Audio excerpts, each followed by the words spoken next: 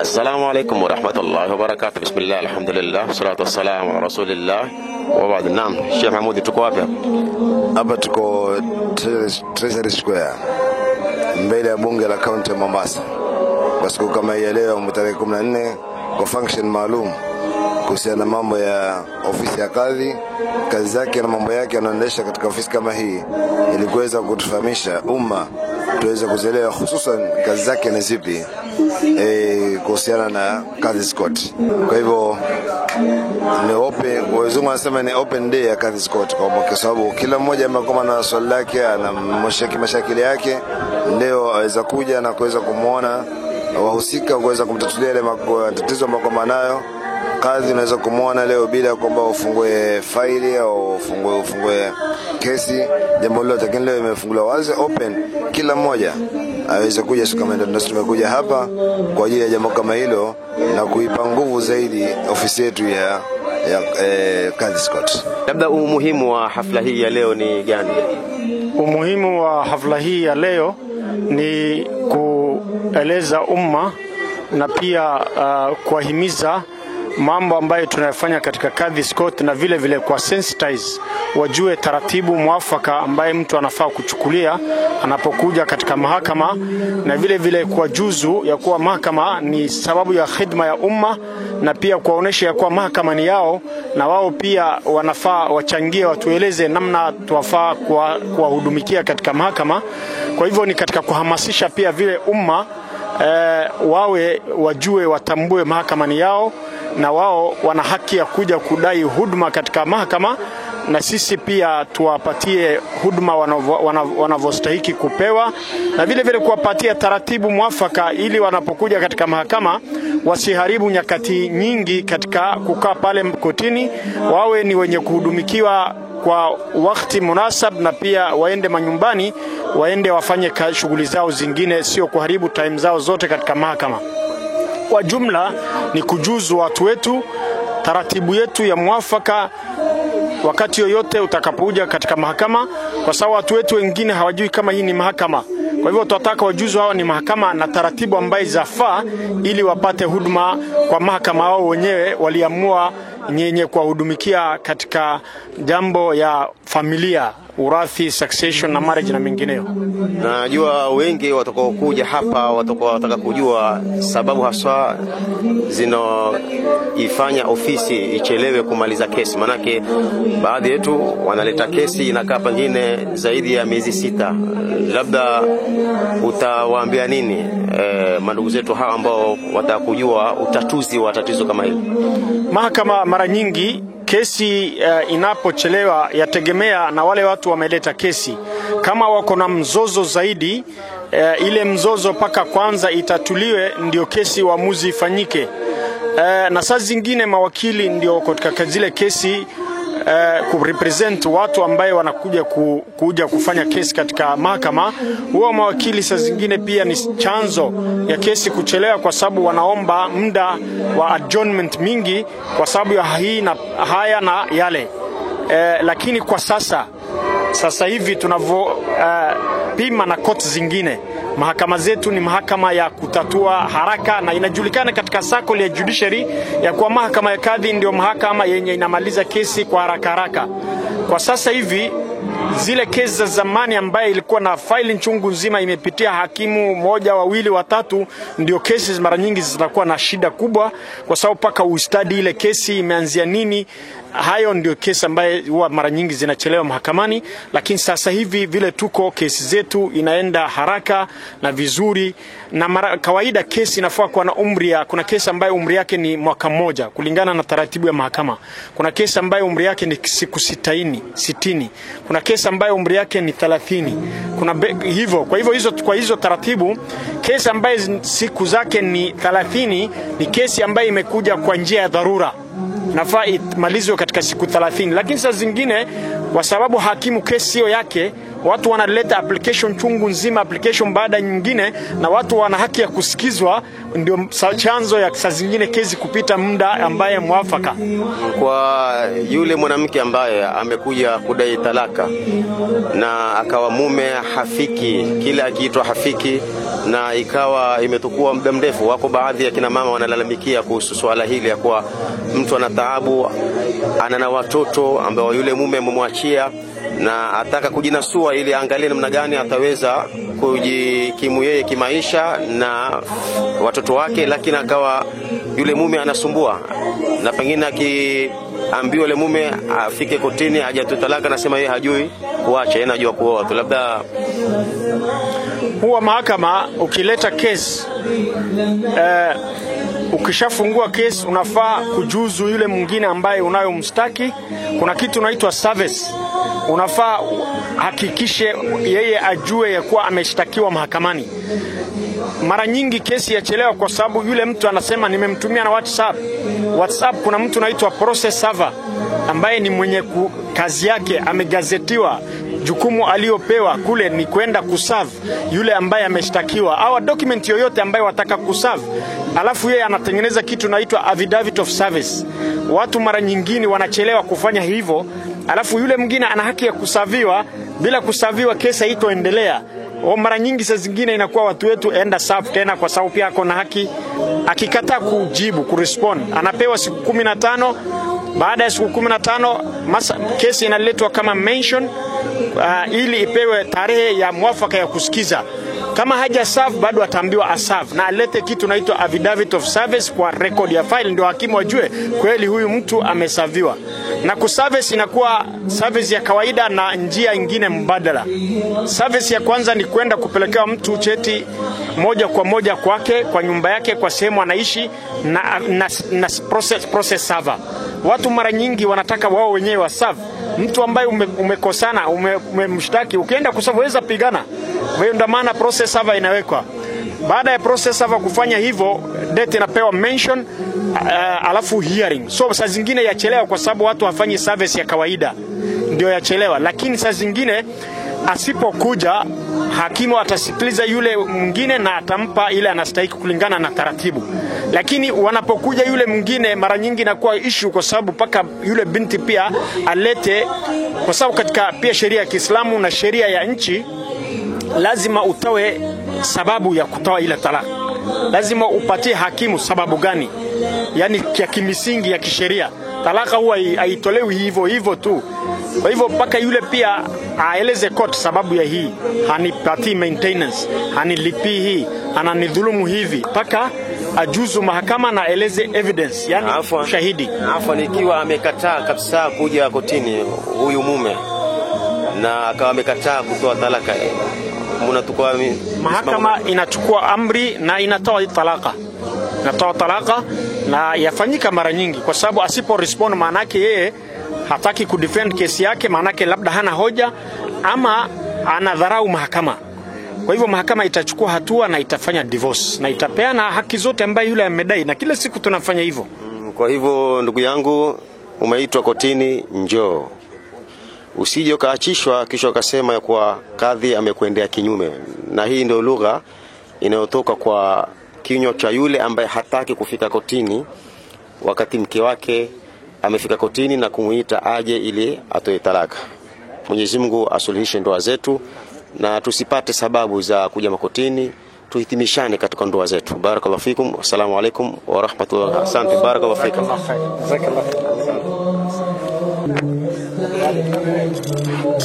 Naam Sheikh, vipi hali yako? Alhamdulillah, salama sana. Jambo, unakuona uko katika hafla ambayo imeandaliwa na ofisi ya kadhi, labda una lipi la kuzungumza kuhusu hafla hii? Nimefurahi sana kuwa imeandawa hafla kama hii ili kuweza kuwapa ufahamu wale jamii zetu hapa kwa fanywa mambo gani katika mahakama ya kadhi na wanaweza kusaidika kinamna gani. Labda mwito wako kwa wale wanandoa ambao wana matatizo, unawapa viigizo gani ili waweze kusuluhisha wenyewe kabla hajafika kwa kadhi? Usawa kama alivyoelekeza mwenyewe Mwenyezi Mungu Subhanahu wa Ta'ala, fa in khiftum shiqaqa bainihima fab'athu hakama min ahli wa hakama min ahliha in yurida islaha yuwaffiqillahu bainahuma. Kwa hivyo la kwanza la muhimu ni kuweza wenyewe binafsi kuweza kujizungumzia na kuona kama wanaweza kuyasuluhisha.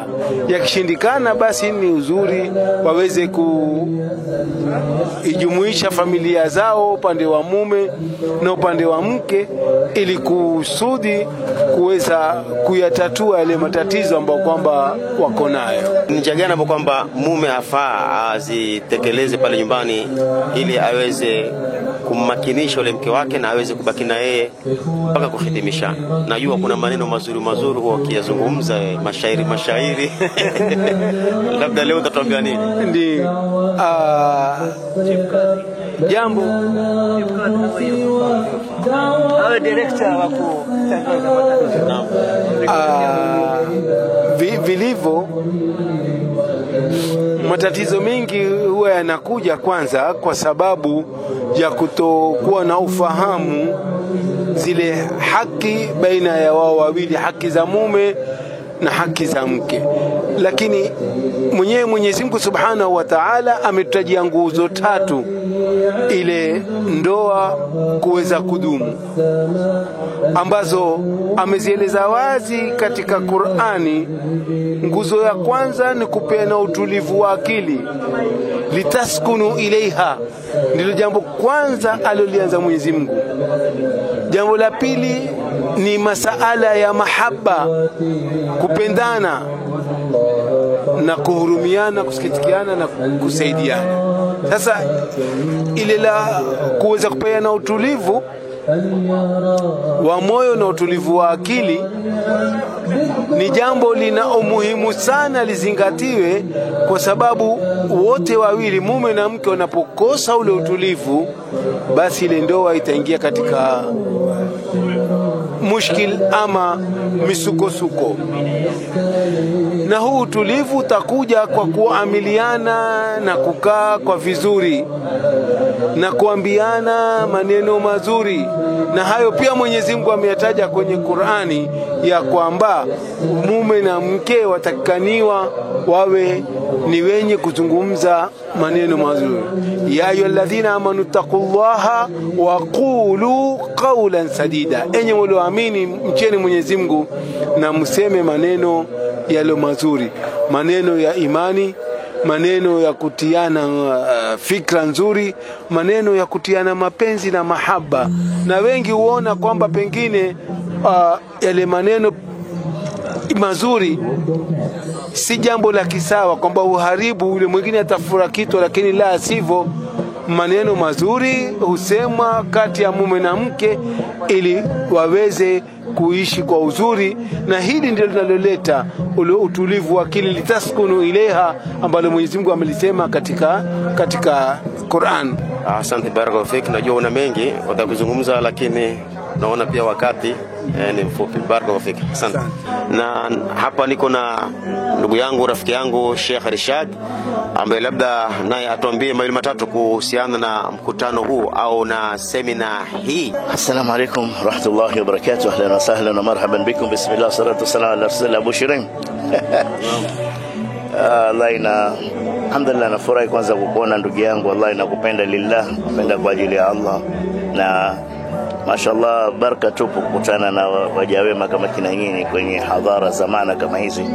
Mimi nimealikwa hapa na Judiciary of Kenya, Mombasa Kadhi Scott, na yaitwa Committee Customer Users Committee of kuna committee ya wale wanaotumia mahakama ya kadhi, ndio wamenitumia barua, na mamlaka yangu hapa madogo ni kuzungumza kuhusu Maulana al-Qadhi. Kwa kizungu anasema wadhifa wangu leo ni kutoa tribute in the honor of the late Chief Kadhi al-marhum Sheikh Abdul Halim Hussein Athman. Ndo kazi iloleta hapa. ni fursa adhima ambayo kwamba nimepatiwa, na wallahi kwa tawadhu kubwa nimekubali, manake kuna wengi ambao kwamba ni waweza kuzungumza na waweza kuwakilisha, lakini wao kaniona mimi alfaqir ila Allah, mtu mdogo kama mimi, kuwa ndo nipae fursa kama hii. Wallahi namshukuru Allah subhanahu wa ta'ala, kisha natoa shukrani za dhati kwa wote hao ambao kwamba wamenialika. Wallahi Sheikh Abdul Halim kumzungumzia hututia huzuni na majonzi. Alhamdulillah thumma alhamdulillah, Mwenyezi Mungu amfanya kazi yake, lakini kwa hakika ni katika watu ambao kwamba wameacha pengo kubwa, na tumomba Mwenyezi Mungu Subhanahu wa Ta'ala an yataghammadahu fi wasi ghufranihi. Pengo ni kubwa loliacha, na alikuwa na malengo makubwa na azma kubwa ya koti hii kusonga mbele, kama masala ya kuifanya koti hii iweze kuwa na court of appeal ya kivyake. Kama mnavyojua nyote kuwa saizi ukiapil katika mahakama ya kadhi, ile kesi inabidi iende kwenye zile koti zingine. Sheikh Abdul Halim alikoko mbele katika kupigania kadhi skoti iwe na court of appeal yake, na alhamdulillah ni spirit na inspiration ambao kwamba mwito ambao kwamba umepokewa na wenzake ambao wamebaki, kina Maulana Al-Qadhi Abdul Aziz na senior Qadhi senior principal Qadhi Abdul Aziz na Maulana principal Qadhi Dr. Omar Saleh, mashallah wameshikilia hilo na wanalipeleka mbele, wanalipigania liwe, na Allah Subhanahu wa Ta'ala atawafikisha. Wallahi sisi kama wa Kenya tumshukuru sana Mwenyezi Mungu Subhanahu wa Ta'ala kwa hili fursa hii ya kwa sisi ni nchi ya Kiislamu, ni nchi ambayo kwamba haihukumui na dini. Desturi yetu, constitution yetu haina dini, lakini yamtambua Mwenyezi Mungu. Lakini katika dini zote ambazo ziko Kenya, Mwenyezi Mungu akajalia sisi kama Waislamu tuna mahakama yetu ambayo kwamba inashughulikia zaidi ya masala ya ndoa na kuachana na urathi. Yashughulikia zaidi kwa hakika, na jambo ambalo kwamba madhumuni makubwa ya kuandaliwa tamasha hili ama kongamano hili ni ili watu waweze kufahamu, je, mahakama ya kadhi yatoa huduma gani. Na tungependa Allah huko nje watu wakiona Sheikh kama utazirusha hizi haraka sasa hivi, watu hamasike waweze kuja wapate kufaidika na wapate kujua, kwa sababu jambo moja tu ambalo la msingi ambalo watu labda hawajui na mimi nimefahamishwa hapa. Saa zile unarithi, umerithi nyumba, umerithi assets zile, ardhi, ukirithi kwenye koti ya kawaida, serikali inachukua dhariba, inachukua tax kwenye ile estimated amount ya kiwango cha ile ardhi ama ile nyumba. Lakini ukirithishwa kwa kadhi court hakuna tax, bure. Hili ni kubwa, na ujua tax ya serikali ni takriban ni 16%, nafikiri kama sijakosea. Sasa 16% of 10 billion ni pesa nyingi. Ukiwa utaweza kuja kwa mahakama kadhi ukasave hizo, si utazitia kwenye mradi mwingine, hata kama utamfungulia yule mwenda zake, umfungulie sadaqatun jariya yoyote, kion kisima ama madrasa ama yoyote unaweza kufanya. Kwa maana hayo ni machache katika yale ambayo kwamba mimi mwenyewe nilikuwa sijui. Nimefanya kujua leo katika interaction na makadhi wetu hapa, alhamdulillah rabbil alamin, na kwa ajili ya hili jambo la leo ndo tumeweza kulifahamu hilo. Kwa hivyo tuomba wale wako nje waje wahudhurie, bado kongamano lipo mpaka saa 6, waje wafaidike billahi alkarim. Shukran Abu Shuraim. Sheikhna aljalil, nakupenda kwa ajili ya Allah. Ana kadhalika uhibbuka fillah. Asante sana bwana. Na naona umependeza sana. Sija wakafikira jamaa mpiga cha tatu. Matata wapenda kutoa chambo. Nimevaa kualingana na mnasaba na hadhara ya ile sehemu ambayo tunakuja, na kwa mnasaba wa yale maneno nitakayofanya yazungumza Maulana Al-Qadhi. Kwa hivyo nimevaa kwa heshima ya tukio hili, nimevaa kwa heshima ya kongamano hili, na nimevaa kwa heshima ya yule ambaye kwamba nitamzungumzia, ambaye kwamba ni Maulana Al-Qadhi rahmatullah alayh, Qadhi al-Qudha Sheikh Abdul Halim Athman. Bila kujitetea, sisi tunaamini tu hiyo. To get more videos of Abu Shuraim, don't forget to subscribe. like Don't and share. forget to subscribe. May Allah like guide and and bless the person May who Allah shares guide the and bless videos.